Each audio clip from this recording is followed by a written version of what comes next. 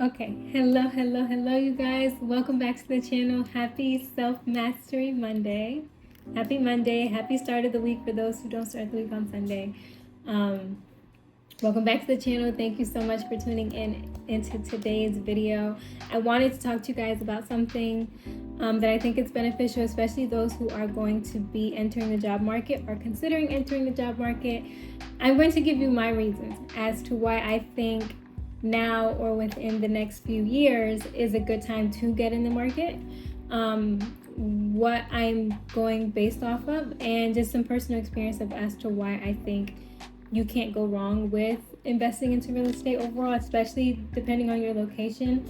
I'm going to get into all of the details, probably even share some personal experiences, but I have a real passion for real estate and architecture. I love homes. I love creating a peaceful environment. And I've been in the hospitality / real estate game for going on 4 years now. I've done different things with like Airbnb, renting out. I've helped people buy homes. I bought homes for myself. And I've done just a lot. I have a lot of connections across the US when it comes to realtors, when it comes to brokers, when it comes to banks, investors, and I've helped a lot of people along the way, whether if it's get connected, whether if it's investors buying the right deal, whether if it's someone just buying their personal home, whether just general advice, whether helping my friends. Just know the options out there, know what they're dealing with, know how to negotiate. So I'm pretty well versed in the real estate game. It's a long-term passion of mine.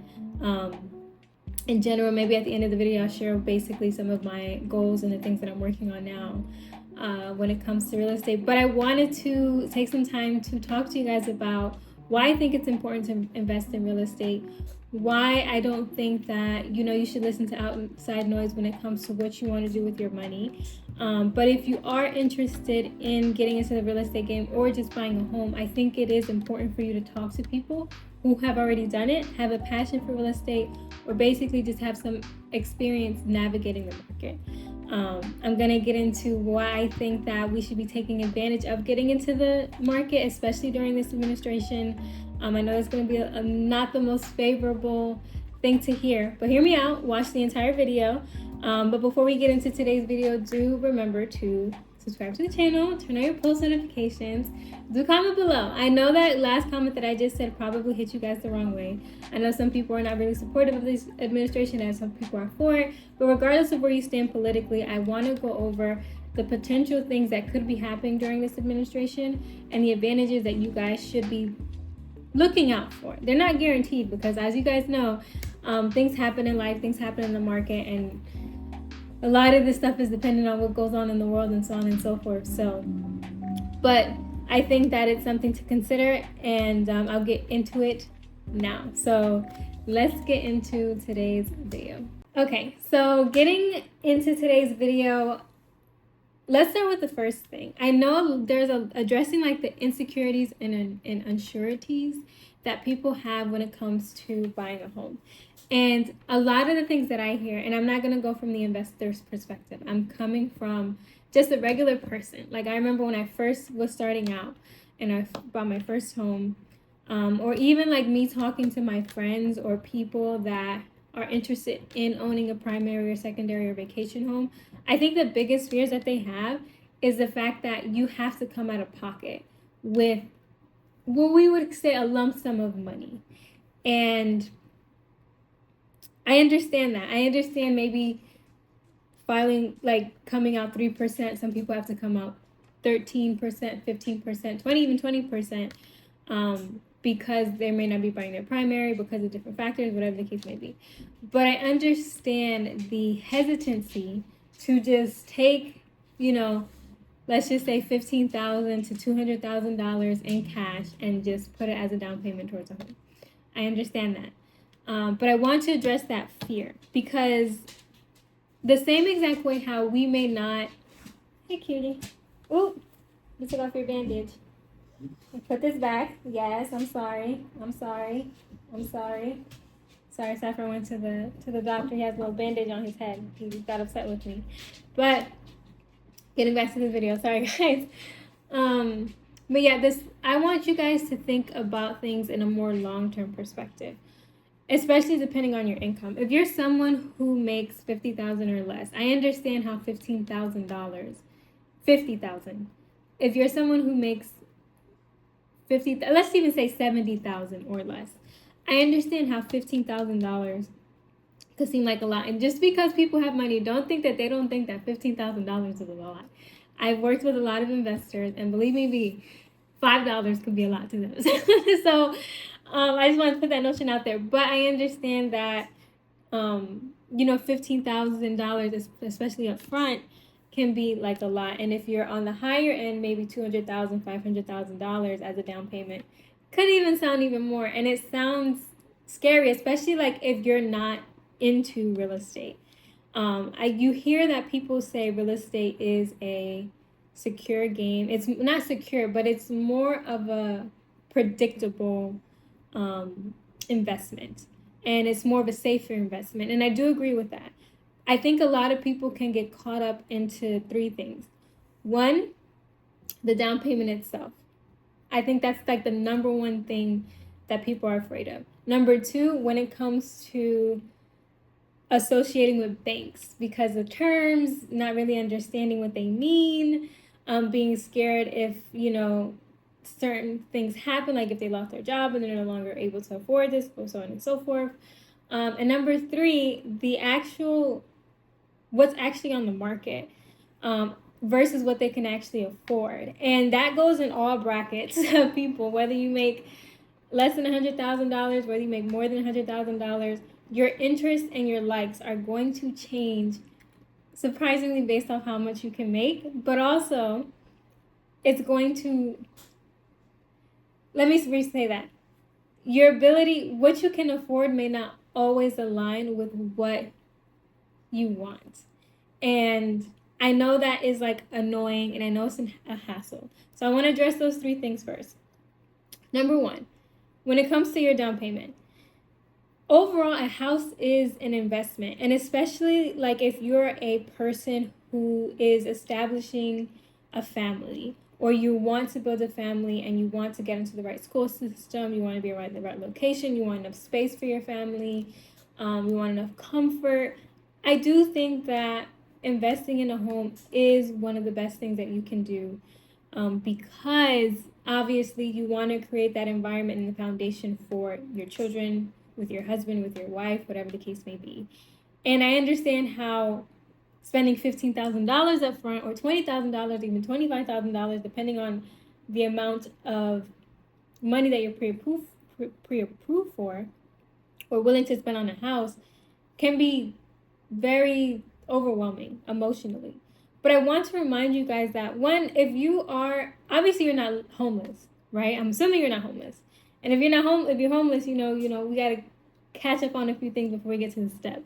But if you're not homeless, you are already paying rent towards someone. So you're already paying someone's mortgage, whether you know it or not. And just being straightforward, 9 times out of 10, you're paying more than what the mortgage is actually worth. Now, I'm not saying it's the same when it comes to apartment buildings. That's very, very different.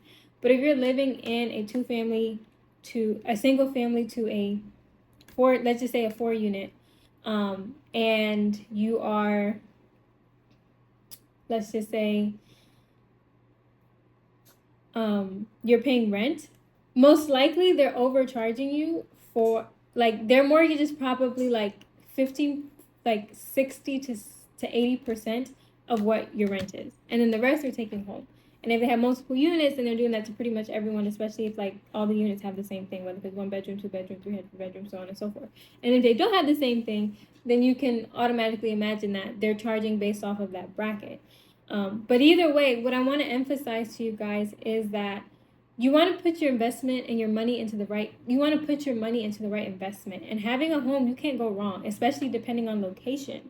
Like, your house will appreciate. In Jersey, that's the number one thing that I love about Jersey's market. Even though we are on the expensive bracket, even though some areas do have a substantial amount of property taxes, I can assure you that your property will appreciate year over year without a doubt. I've seen it in my own house. I've seen it in other people's homes.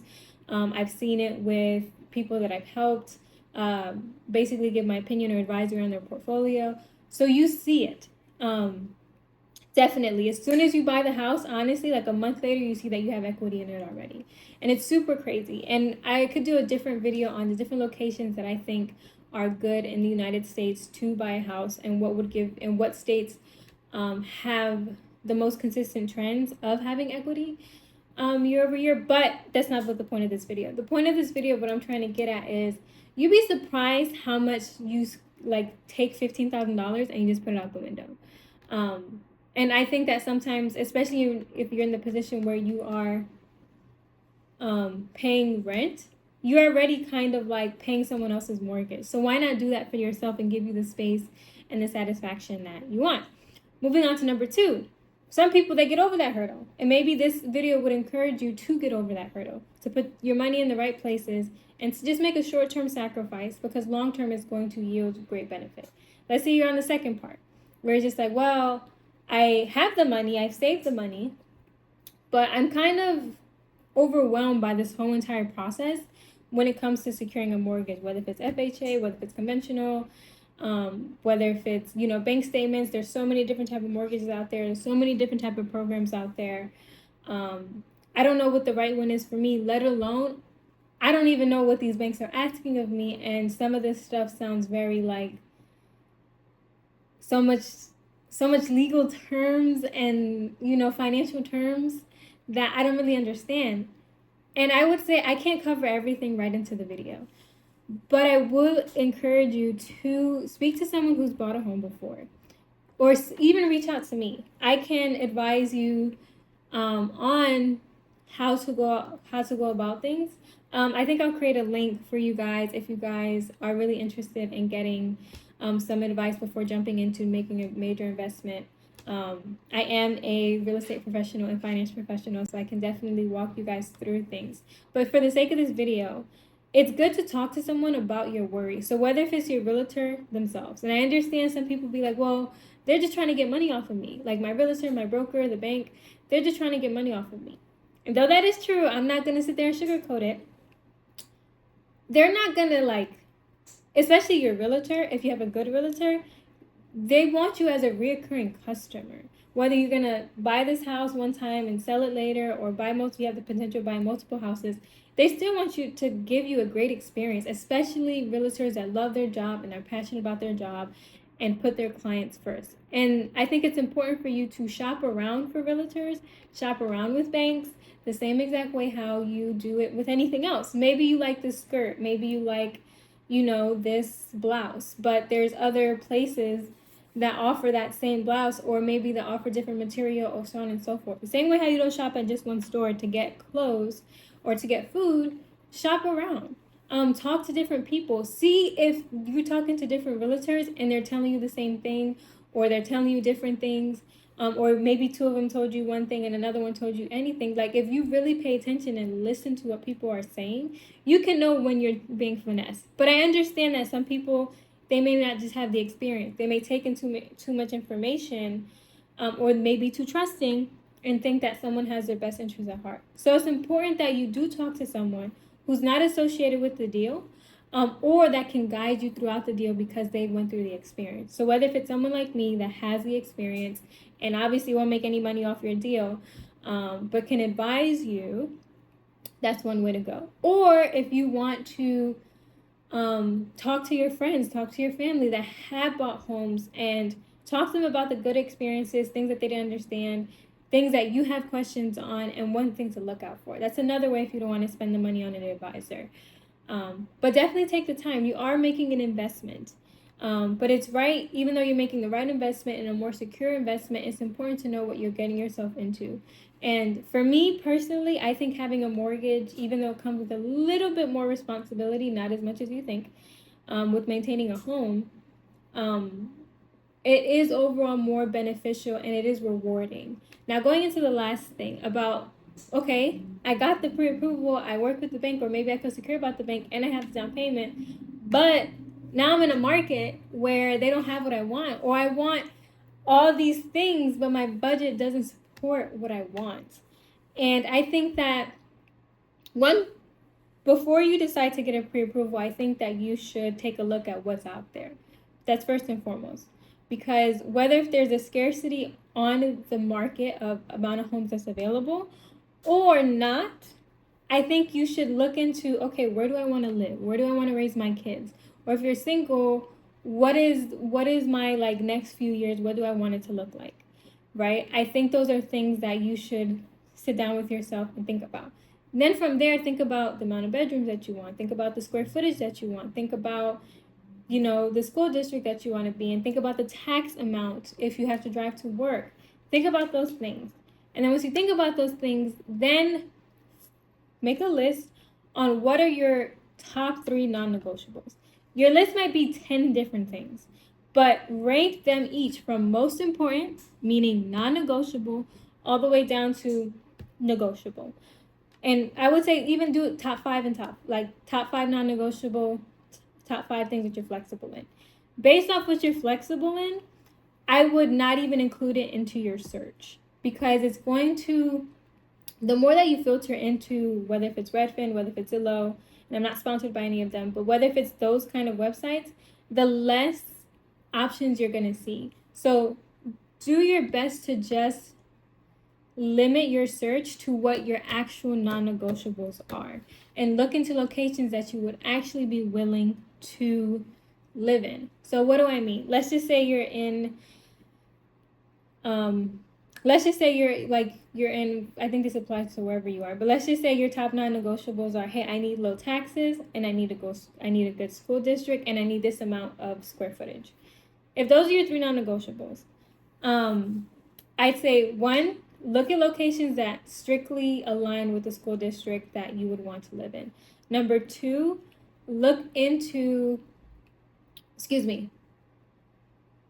some people don't think about taxes. Most people think about monthly payment. So let's switch that to monthly payment. Let's just say, like, hey, I don't want to pay more than this a month. And then 3, obviously, your square footage. So when we get onto 2 and we say, hey, I don't want to pay more than $4,000 a month for a mortgage, then you shouldn't be looking at homes that are like $1 million, right? I as much as you may love it, as much as it may be well designed, you can't afford that right now. It doesn't mean that just because you buy this home now that you can't afford that one later. No, you can always sell, or if you make more money, you can always buy what you want, so on and so forth. So there's different options there, and I can get into that in a different video. But the third thing about square footage is, like, how much space do you want? And then think about the things that are more negotiable. Like, hey, this house has everything that I want. It has the community I want to be in, the school district. I can pay, like, $3,000 a month, and it has the square footage that I want. But it may be a little bit older. It may be a little bit outdated. Maybe there are things that need to be fixed up in it. Or maybe it's, I don't know, maybe I don't like the fact that it's on a specific road. I don't know, right?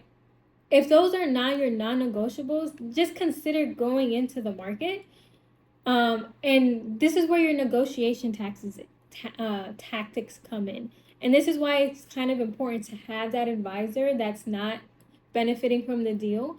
And I'm not saying, when I say benefit, I'm not saying like, hey, you may pay them like $150 or $50 or $25 for like 30 minutes to an hour of their time to basically go over what you're looking at, go over your finances, go over what you're considering, and get advice based off of there.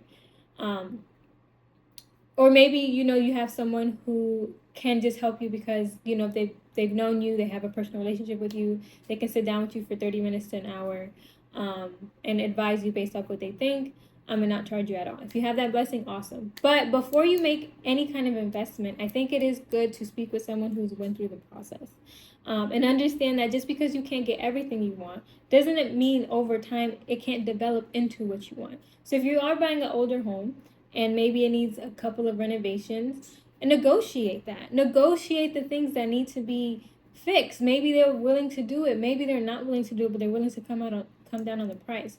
So don't let certain things, and don't let your lack of knowledge or even lack of experience interfere with making a good investment. And let's get into why I think that right now is the time. Well, maybe like not right this second, but I think in the next couple months to 2 to 3 years, it's going to be a good time to get into the market, because we are seeing lower interest rates. And with the possible changes with the with the Fed chairman that's going to be happening hopefully in May, I think that we are going to see a drastic change in the real estate into interest rates. So we're not going to be seeing those 8 to 7% anymore.